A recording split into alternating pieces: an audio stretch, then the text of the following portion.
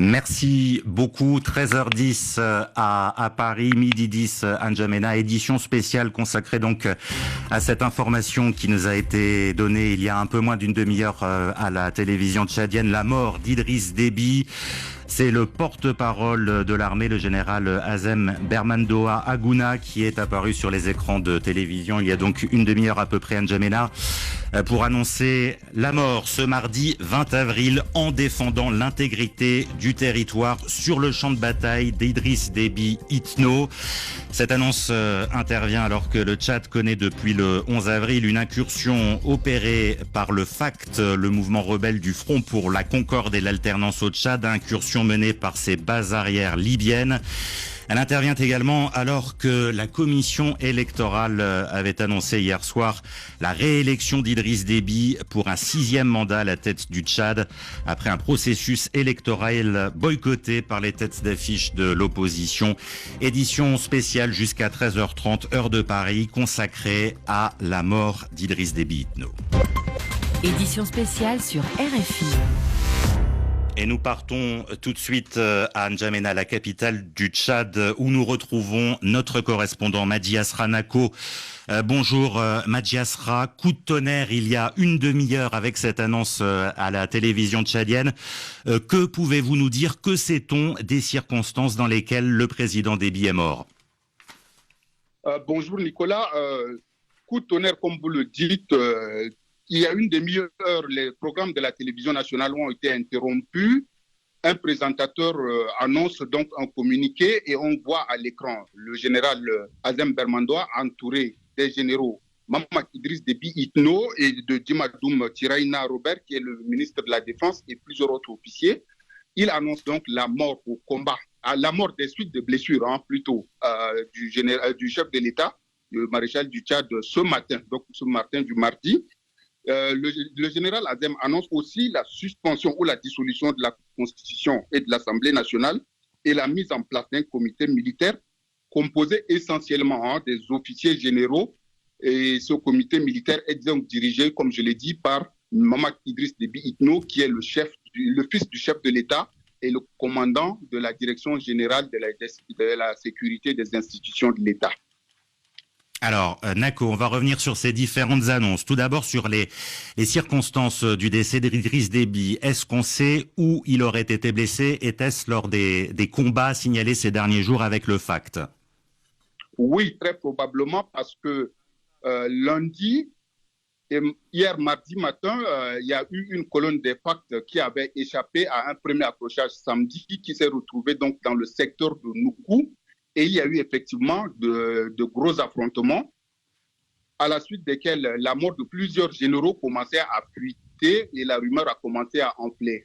Hier, des chars ont été sortis, disposés tout autour du secteur de la présidence, créant de la panique, mais l'information a été gardée au secret et il semble que sur la période, on tentait donc de sauver le chef de l'État qui effectivement a été blessé et ramené lundi à N'Djamena à bord d'un hélicoptère.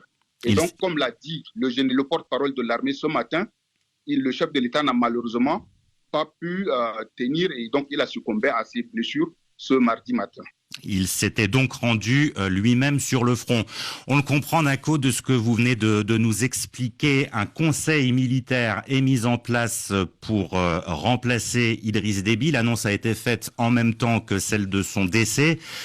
Conseil militaire qui est donc dirigé par le fils du défunt maréchal président, Mahamat Idriss Déby Itno. Que peut-on dire de cette personnalité? Qui est-il? Bon, on pourrait dire que c'était un des héritiers annoncés, parce que Idriss Déby a beaucoup de fils qui émergent depuis un certain temps. Et Mahamat Idriss Déby Itno a fait ses armes, ou du moins est apparu dans l'opinion quand en 2012, son père décide donc de lui confier la tête des troupes tchadiennes qui se rendaient au nord Mali.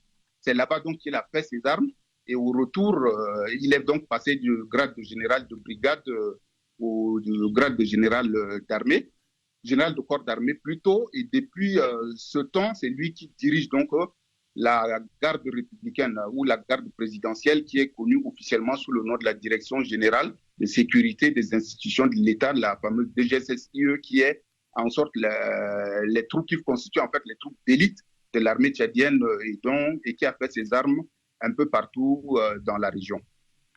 Madjias Ranako, merci pour ces premières précisions en direct de N'Djamena. Vous restez avec nous tout au long de cette édition spéciale. Nous retrouvons à présent, toujours en direct de N'Djamena, notre autre correspondante sur place, Aurélie Bazara. Bonjour Aurélie. Bonjour. Comment l'annonce du décès du président Déby est-elle accueillie à N'Djamena ? N'Djamena vit pour l'instant un peu sous cloche en ville. Deux ambiances. Il y a les N'Djaménois, l'oreille tendue en permanence à la radio nationale pour écouter les dernières informations. Les communiqués sont lus par le porte-parole des armées, Adem Dermandoa. Et il y a les autres qui font le plein d'essence ou des provisions alimentaires. Une vendeuse de fruits au marché central nous disait qu'elle est en train de plier bagages pour retrouver sa famille au cas où la ville se fiche, nous dit-elle. Et à l'inverse, il y a certains patients qui ne sont pas encore au courant de la nouvelle et s'étonnent un peu de cette agitation, se demandant ce qu'il se passe. Il faut dire que des rumeurs circulaient depuis hier en ville, disant que le président Idriss Déby Itno était blessé lors des combats contre les rebelles du FACT dans le Kanem à 300 km de là. Il avait été rapatrié d'urgence à N'Djamena pour se faire soigner, mais ce n'était que des rumeurs difficiles à confirmer, d'autant plus que N'Djamena hier soir vivait au rythme de la soirée électorale et des coups de tir de joie qui avaient annoncé le président vainqueur de ce premier tour de l'élection présidentielle. Voilà, N'Djamena donc qui vient de découvrir cette nouvelle. Et où règne donc une certaine fébrilité, Aurélie Bazara. Christophe Boisbouvier, directeur de l'antenne Afrique de RFI, est avec nous dans ce studio. Bonjour Christophe. Oui, bonjour Nicolas.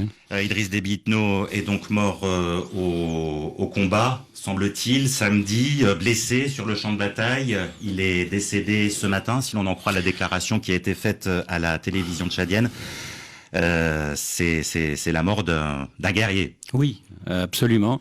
Alors, a-t-il été blessé samedi ? C'est pas sûr. Il a peut-être été blessé seulement hier, parce qu'il y a eu un premier combat samedi, c'est vrai, mais des combats se sont poursuivis tout le week-end, dimanche et lundi, notamment au nord de la capitale du Kanem, à 60 km au nord-ouest de Mao.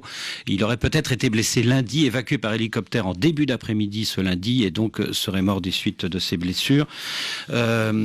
Idriss Déby, c'était d'abord un grand capitaine qui avait une baraka extraordinaire. En 82, il s'empare de N'Djamena pour le compte d'Hissène Habré. En 87, il échappe avec son compagnon Zagawa Hassan Djamous à une tentative d'arrestation par Hissène Habré. En 90, il prend sa revanche, il s'empare de N'Djamena. En 2008, les rebelles sont à 200 mètres du palais et ils résistent.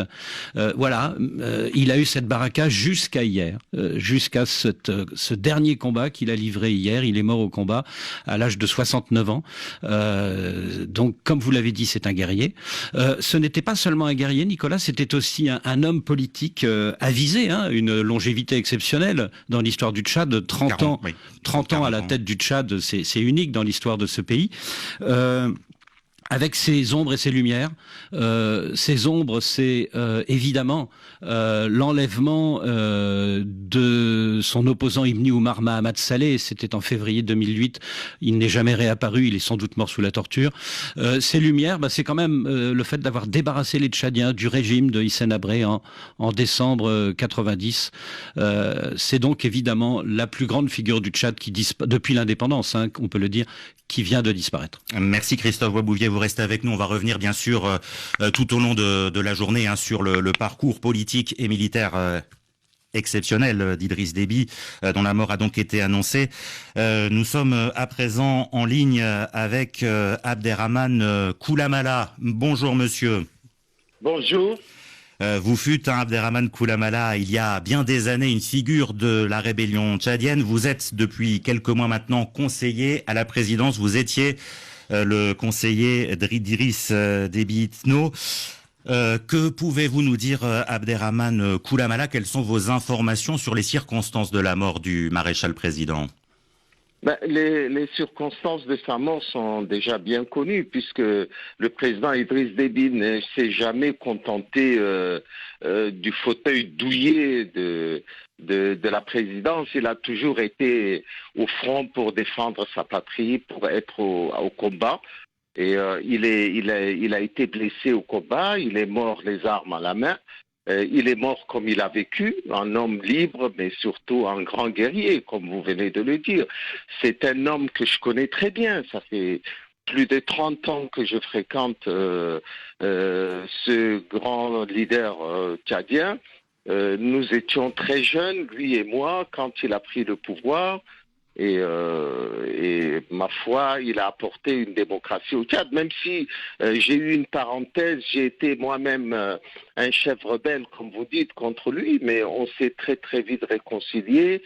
Et il avait un cœur énorme. C'est un homme qui ne connaît pas la rancune. Et il m'a réintégré auprès de lui. Je suis devenu son conseiller. Il écoutait les gens. Il aimait qu'on lui dise certaines vérités. Il aimait qu'on lui dise certaines choses. Le Tchad vient de perdre absolument un homme d'un charisme et un homme qui est entré dans notre histoire, dans nos cœurs. Et franchement, je suis absolument abattu par cette nouvelle. Et nous, on essaiera de continuer l'œuvre qu'il a faite en faisant en sorte que le Tchad reste un État libre, qui reste un État démocratique. Alors justement, Abderrahmane Koulamala, donc on comprend que vous retiendrez plus la part de lumière que celle d'ombre d'Idriss Déby. Un commentaire toutefois sur cette annonce qui vient d'être faite, la mise en place d'un comité, d'un conseil militaire N'Djamena, dirigé par le fils du président Mahamat Idriss Déby Itno. Comment accueillez-vous cette nouvelle ? Moi, je soutiens la mise en place de ce conseil parce que nous ne pouvons pas laisser le pays basculer dans l'incertitude totale. C'est-à-dire que quand on a mis en place la nouvelle constitution de la 4e République, cette nouvelle constitution consacre la nomination d'un vice-président qui assure l'intérim du chef de l'État. Ce vice-président n'a jamais été annoncé, donc nous rentrons dans une incertitude constitutionnelle, incertitude institutionnelle. Et aujourd'hui, on est face à des groupes armés qui menacent la sécurité et l'équilibre du pays. Il était normal que j'ai donné en tout cas mon accord pour que ce conseil soit mis en place. Ce conseil va défendre le territoire national, va défendre le processus démocratique que vite sera remis en place, rien ne sera comme avant. Mais ce conseil militaire est important et que nous le soutenons. Entendu. On entend votre soutien, Abderrahmane Koulamala, à la mise en place de ce conseil militaire. Je vous remercie infiniment de vous être rendu disponible pour cette première réaction à l'annonce du décès de Idriss Déby Itno. Nous sommes également en ligne avec Roland Marchal. Bonjour Roland Marchal. Bonjour. Vous êtes chercheur au CERI, le Centre d'études des relations internationales de Sciences Po, fin connaisseur du Tchad. J'ai tout d'abord envie de vous demander, Roland Marchal, votre première réaction quand vous avez appris la mort d'Idriss Déby il y a donc maintenant une demi-heure. Écoutez, il était effectivement, ça a été dit par les différents intervenants, un homme courageux qui allait au front.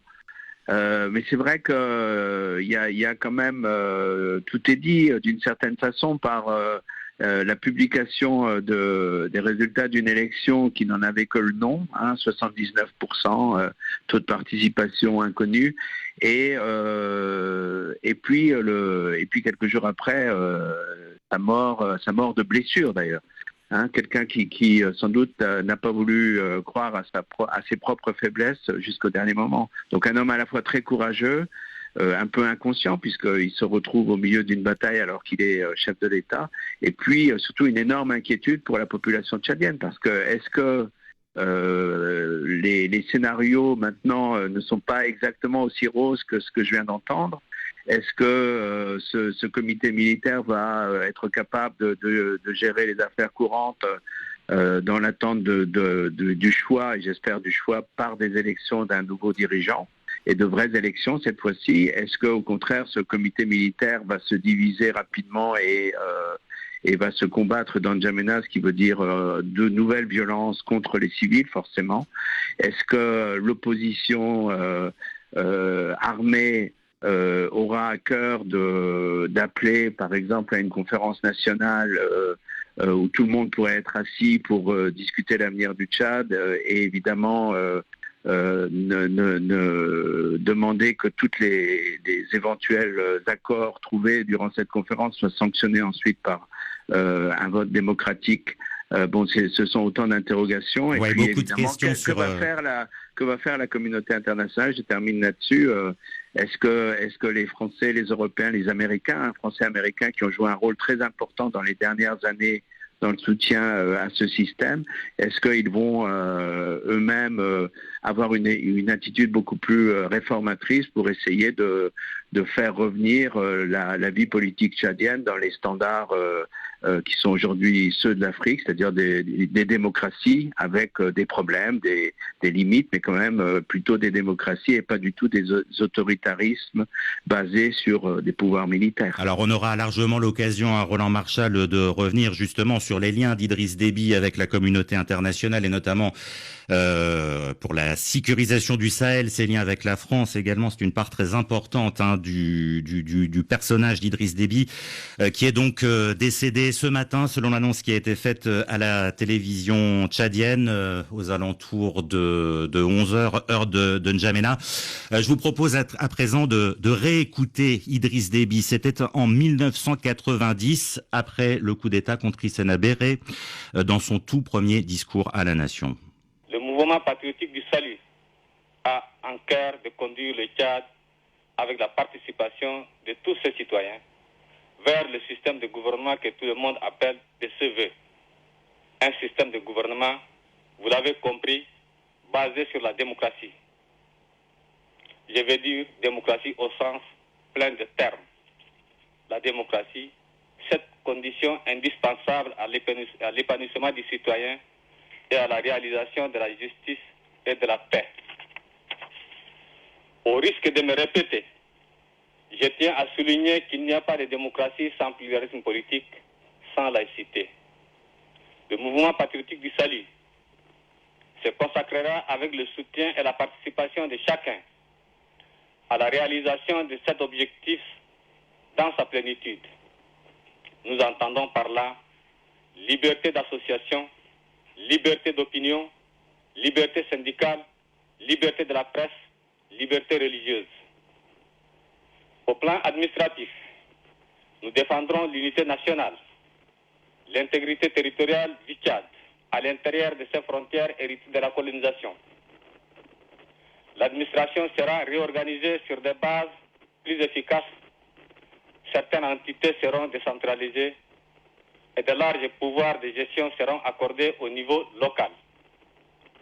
La volonté librement affirmée de mener du nord au sud, de l'est à l'ouest du Tchad, une vue nationale commune, l'interdépendance des intérêts socio-économiques constituent les bases même de l'État tchadien. Idriss Déby, c'était en 1990, premier discours à la nation après son coup d'État contre Hissène Habré. Les promesses d'Idriss Déby, chacun jugera 31 ans plus tard de leur réalisation. Idriss Déby qui est donc mort ce matin. La télévision tchadienne l'a annoncé. Le porte-parole de l'armée a fait une allocution. Christophe Boisbouvier, toujours avec nous dans ce studio. Christophe, du bilan du maréchal président, beaucoup de choses à dire. C'est peut-être le poids tchadien sur la scène régionale qui interroge ce matin.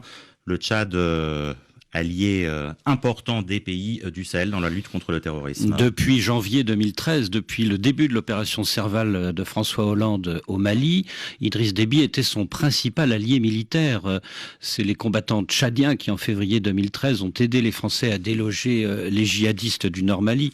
Et encore, il y a quelques semaines, après un an d'hésitation, Idriss Déby avait accepté d'envoyer 1200 soldats tchadiens dans la zone des 3 frontières à la demande express d'Emmanuel Macron.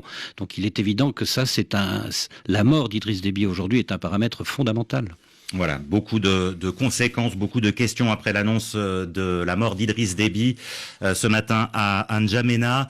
Restez avec nous sur RFI. On reparle bien sûr de cette nouvelle majeure dans nos prochaines éditions et sur notre site internet, live blog sur le site www.rfi.fr.